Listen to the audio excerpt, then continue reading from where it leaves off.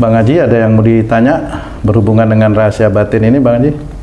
Iya, rahasia batin tadi Ustadz bilang hampir mirip yang lalu-lalu Ustadz ya. Sebenarnya rahasia batin dengan siraman kolbu, perbedaan mendasarnya apa tuh Ustadz? Kalau siraman kolbu itu ada kajian tauhid. Ada kajian tauhid ya. Memang kalau kajian tauhid itu sulit. Kalau umpamanya kajian tauhid itu dimarahin sama orang, disuruh malah memaafkan, itu kan sulit sekali bagi manusia. Jadi melaksanakannya sulit. Iya, jadi bosen, orang itu bosen akhirnya nggak mau. Memang orang Islam rata-rata seperti itu.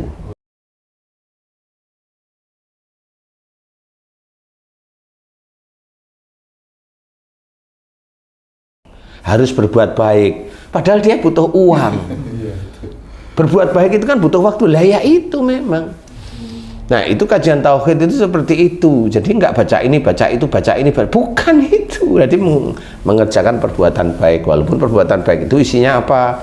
Bisa aja memang sholat yang jangan berhenti, ya terus istiqomah dikerjakan. Kemudian apa? Berkata yang baik, jangan suuzon. Kemudian melakukan hal-hal yang baik di keluarga, ayah, ibu, saudara dan sebagainya. Itu kan berbuat baik. Nah, banyak. Nah, kajian tauhid seperti itu. Kok nggak nyambung? Memang nggak nyambung, tetapi Allah sudah menceritakan seperti itu.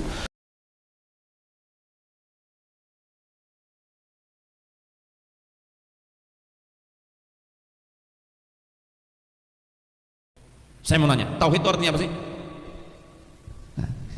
Yang kokam nih, kita kan tahu nih, senjata kita ini tauhid, ilmu dan amal adalah senjata. Tauhid itu artinya apa? Nah, saya mau nanya kokam. Tauhid artinya pengesaan, mengesahkan Allah dengan sebenar-benarnya, mengesahkan menjadikan Allah sebagai satu-satunya, satu-satunya yang berhak disembah, satu-satunya yang kita harapkan pertolongannya, satu-satunya yang kita harapkan rezekinya.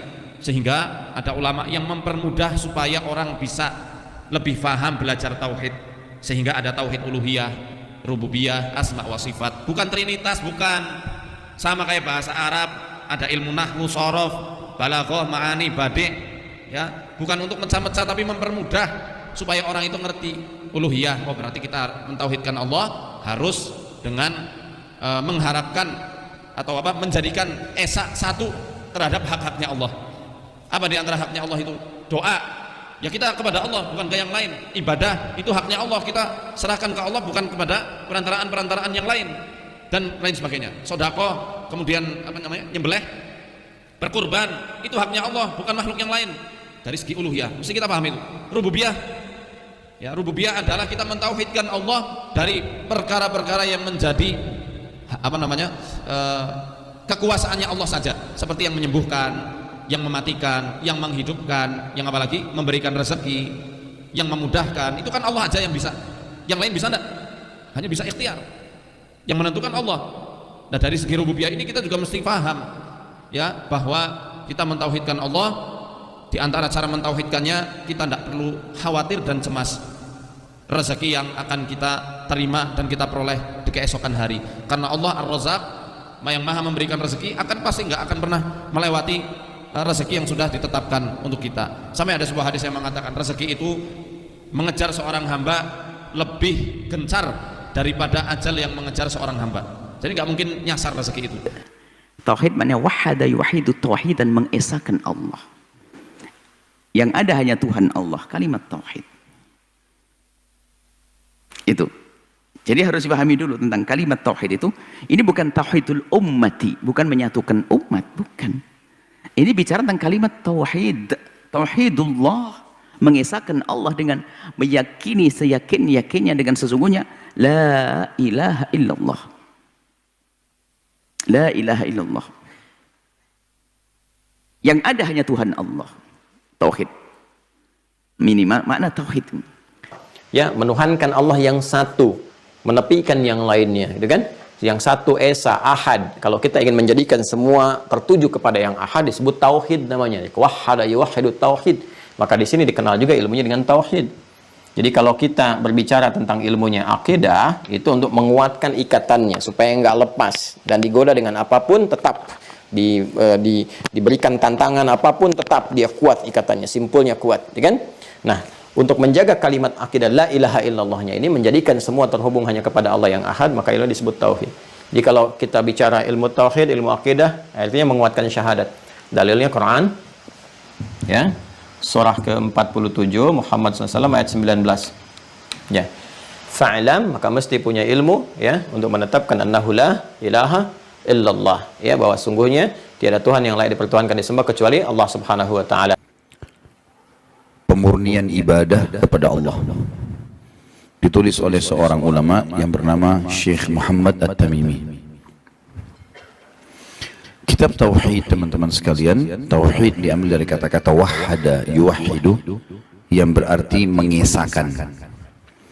Jadi umumnya kitab ini akan membahas tentang masalah bagaimana seseorang mengenal Tuhannya, kemudian mengesahkannya dalam segala sesuatu, ketundukan, kecenderungan, cinta, takut, dan itu adalah pondasi dasar kebahagiaan seorang muslim selama hidup di dunia dan di akhirat.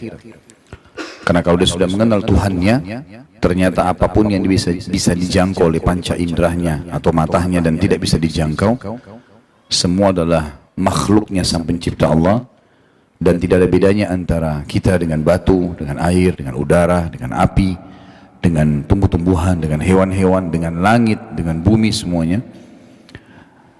Karena kita semua adalah makhluk ciptaan sang pencipta Allah yang satu, Esa. Makanya dikatakan tauhid, pengisahan Allah. Seperti kita mengatakan dalam surah Al-Ikhlas, a'udzubillahi minasyaitonirrajim, qul huwallahu ahad. Ikrarkanlah Allah itu ahad, esa, ahad, tauhid, sama. Imam Junaid pernah ditanya tentang tauhid. Ifradul muwahhadi